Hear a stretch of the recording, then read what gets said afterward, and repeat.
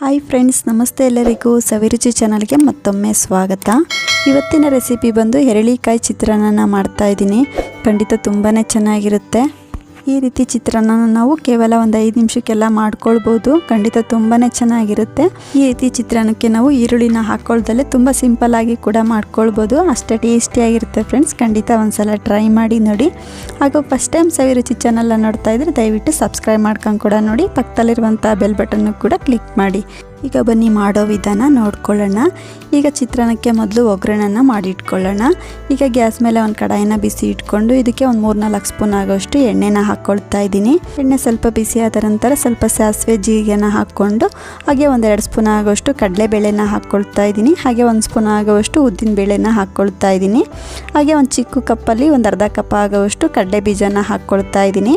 ಹಾಕ್ಕೊಂಡು low to medium ಫ್ಲೇಮಲ್ಲೇ ಕಡಲೆ ಬೀಜ ಕಡಲೆಬೇಳೆ ಸ್ವಲ್ಪ ಕಲರ್ ಚೇಂಜ್ ಆಗೋವರೆಗೂ ಸ್ವಲ್ಪ ಫ್ರೈ ಮಾಡ್ಕೊಳ್ಳೋಣ. ಈಗ ನೋಡಿ ಕಡಲೆ ಬೀಜ ಕಲರ್ ಕೂಡ ಚೇಂಜ್ ಆಗಿದೆ. ಇದಕ್ಕೆ ನಾನು ಒಂದು 7-8 ಹಸಿಮೆಣ್ಸಿನ್ಕಾಯಿನ ಕಟ್ ಮಾಡಿ ಸೇರಿಸ್ಕೊಳ್ತಾ ಇದ್ದೀನಿ. ಈ ರೀತಿ ನಾವು ಹಸಿಮೆಣ್ಸಿನ್ಕಾಯಿನ ಎಣ್ಣೆಯಲ್ಲಿ ಚೆನ್ನಾಗಿ ಫ್ರೈ ಮಾಡ್ಕೊಂಡಷ್ಟು ಚಿತ್ರಾನ್ನ ತುಂಬಾ ಚೆನ್ನಾಗಿ ಬರುತ್ತೆ. ಹಾಗಾಗಿ ಈ ರೀತಿ ಹಸಿಮೆಣ್ಸಿನ್ಕಾಯಿನ ಎಣ್ಣೆಯಲ್ಲಿ ಚೆನ್ನಾಗಿ ಫ್ರೈ ಮಾಡಿಕೊಂಡು ಈಗ ಇದಕ್ಕೆ ನಾನು ಸ್ವಲ್ಪ ಹಸಿ ಕರಿಬೇವಿನ ಸೊಪ್ಪನ್ನ ಸೇರಿಸ್ಕೊಳ್ತಾ ಇದ್ದೀನಿ. ಇದ್ರ ಜೊತೆಗೆ ನಿಮ್ಗೆ ಏನಾದರೂ ಇಷ್ಟ ಇತ್ತು ಅಂದರೆ ಸ್ವಲ್ಪ ಕ್ಯಾಪ್ಸಿಕಮ್ನ ಸಹ ಕಟ್ ಮಾಡಿ ಸೇರಿಸ್ಕೊಳ್ಬೋದು. ಈ ರೀತಿ ಕರಿಬೇವಿನ ಸೊಪ್ಪನ್ನ ಸ್ವಲ್ಪ ಫ್ರೈ ಮಾಡಿಕೊಂಡು ಈಗ ಇದಕ್ಕೆ ಒಂದು 1/4 ಟೇಬಲ್ ಸ್ಪೂನ್ ಆಗೋಷ್ಟು ಅಡುಗೆ ಅರಿಶಿನ ಸೇರಿಸ್ಕೊಳ್ತಾ ಇದ್ದೀನಿ. ಈ ರೀತಿ ಅಡುಗೆ ಅರಿಶಿನ ಎಣ್ಣೆಗೆ ಸೇರಿಸೋದ್ರಿಂದ ಚಿತ್ರಾನ್ನ ಕಲರ್ ಕೂಡ ತುಂಬಾ ಚೆನ್ನಾಗಿ ಬರುತ್ತೆ. ಈ ರೀತಿ ಅಡುಗೆ ಅರಿಶಿನ ಸೇರಿಸ್ಕೊಂಡು ಸ್ವಲ್ಪ ಫ್ರೈ ಮಾಡಿಕೊಂಡು ಈಗ ಗ್ಯಾಸ್ನ ಆಫ್ ಮಾಡಿಕೊಂಡು ಸೈಡಲ್ಲಿ ಎತ್ತಿಟ್ಕೊಳ್ಳೋಣ. ಈಗ ನಾನು ಒಂದು 3 ಪ್ಲೇಟ್ ಆಗೋಷ್ಟು ಅನ್ನನ ರೆಡಿ ಮಾಡಿ ಇಟ್ಕೊಂಡಿದ್ದೆ. ಇದನ್ನ ಒಂದು ದೊಡ್ಡ ಪಾತ್ರೆಗೆ ಸೇರಿಸ್ಕೊಳ್ತಾ ಇದ್ದೀನಿ. ಹಾಗೆ ಒಂದು ತೆಂಗಿನಕಾಯಲ್ಲಿ ಒಂದು ಅರ್ಧ ತೆಂಗಿನಕಾಯಿ ಆಗೋಷ್ಟು ಹಸಿ ತೆಂಗಿನಕಾಯಿನ ಹಾಕ್ಕೊಳ್ತಾ ಇದ್ದೀನಿ. ಈ ಚಿತ್ರಾನ್ನಕ್ಕೆ ಸ್ವಲ್ಪ ತೆಂಗಿನಕಾಯಿ ಜಾಸ್ತಿ ಹಾಕ್ಕೊಂಡ್ರೆ ಚೆನ್ನಾಗಿರುತ್ತೆ. ಹಾಗಾಗಿ ಇಲ್ಲಿ ನಾನು ಒಂದು ಎರಳಿಕಾಯಿನಲ್ಲಿ ಒಂದು ಅರ್ಧ ಎರಳಿಕಾಯಿ ರಸನ ಹಾಕ್ಕೊಳ್ತಾ ಇದ್ದೀನಿ.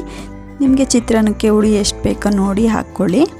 ನೀವೇನಾದರೂ ಅನ್ನನ ರೆಡಿ ಮಾಡಿ ಇಟ್ಕೊಂಡ್ವಿ ಅಂತ ಅಂದರೆ ಕೇವಲ ಒಂದು 5 ನಿಮಿಷದಲ್ಲಿ ಈ ಚಿತ್ರಾನ್ನ ಮಾಡ್ಕೊಳ್ಬೋದು. ಖಂಡಿತ ತುಂಬಾ ಚೆನ್ನಾಗಿರುತ್ತೆ. ಹಾಗೆ ರುಚಿಗೆ ತಕ್ಕಷ್ಟು ಉಪ್ಪನ್ನ ಸೇರಿಸ್ಕೊಳ್ತಾ ಇದ್ದೀನಿ. ಸೇರಿಸ್ಕೊಂಡು ಈ ಅನ್ನಕ್ಕೆ ತೆಂಗಿನಕಾಯಿ ಹಾಗೂ ಉಪ್ಪು ಹುಳಿ ಎಲ್ಲ ಚೆನ್ನಾಗಿ ಮಿಕ್ಸ್ ಆಗಬೇಕು. ಹಾಗಾಗಿ ಈ ರೀತಿ ಚೆನ್ನಾಗಿ ಮಿಕ್ಸ್ ಮಾಡ್ಕೊಳ್ಳೋಣ. ನೀವೇನಾದರೂ ಮನೆಯಲ್ಲಿ ಅನ್ನ ಉಳಿದಿತ್ತು ಅಂದರೆ ಈ ರೀತಿ ಚಿತ್ರಾನ್ನ ಟ್ರೈ ಮಾಡಿ ತುಂಬಾ ಚೆನ್ನಾಗಿ ಬರುತ್ತೆ. ಈ ರೀತಿ ಕಂಪ್ಲೀಟಾಗಿ ಮಿಕ್ಸ್ ಮಾಡಿಕೊಂಡು ಈಗ ರೆಡಿ ಮಾಡಿ ಇಟ್ಕೊಂಡ್ರಂಥ ಒಗ್ಗರಣೆನ ಹಾಕ್ಕೊಳ್ಳೋಣ. ಹಾಕ್ಕೊಂಡು ಒಗ್ಗರಣೆ ಅನ್ನಕ್ಕೆ ಚೆನ್ನಾಗಿ ಮಿಕ್ಸ್ ಆಗಬೇಕು.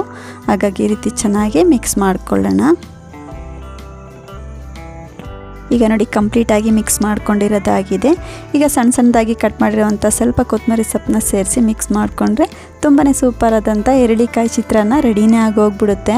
ಇದನ್ನು ಚಟ್ನಿ ಜೊತೆನೂ ಕೂಡ ತಿಂದ್ಕೊಳ್ಬೋದು ಅಥವಾ ಹಾಗೆ ಕೂಡ ತಿಂದ್ಕೊಳ್ಬೋದು. ಖಂಡಿತ ತುಂಬಾ ಚೆನ್ನಾಗಿರುತ್ತೆ ಫ್ರೆಂಡ್ಸ್. ಖಂಡಿತ ಒಂದ್ಸಲ ಟ್ರೈ ಮಾಡಿ ನೋಡಿ. ನಿಮ್ಗೆ ಹೇಗೆ ಬಂತು ಅಂತ ಕಾಮೆಂಟ್ ಸೆಕ್ಷನಲ್ಲಿ ತಿಳಿಸಿ. ಇವತ್ತಿನ ಎರಳಿಕಾಯಿ ಚಿತ್ರಾನ್ನ ರೆಸಿಪಿ ನಿಮ್ಮೆಲ್ಲರಿಗೂ ಇಷ್ಟ ಆಯಿತು ಅಂದ್ಕೊಳ್ತೀನಿ ಫ್ರೆಂಡ್ಸ್. ಇಷ್ಟ ಆದರೆ ಈ ವಿಡಿಯೋಗನ್ನು ಲೈಕ್ ಮಾಡಿ, ಶೇರ್ ಮಾಡಿ. ಹಾಗೂ ಇನ್ನಷ್ಟು ಈಸಿ ರೆಸಿಪಿಗಾಗಿ ಸವಿರುಚಿ ಚಾನಲ್ನ ಸಬ್ಸ್ಕ್ರೈಬ್ ಮಾಡ್ಕೊಂಡು ಕೂಡ ನೋಡಿ. ಪಕ್ಕದಲ್ಲಿರುವಂಥ ಬೆಲ್ ಬಟನ್ನು ಕೂಡ ಕ್ಲಿಕ್ ಮಾಡಿ. Thank you.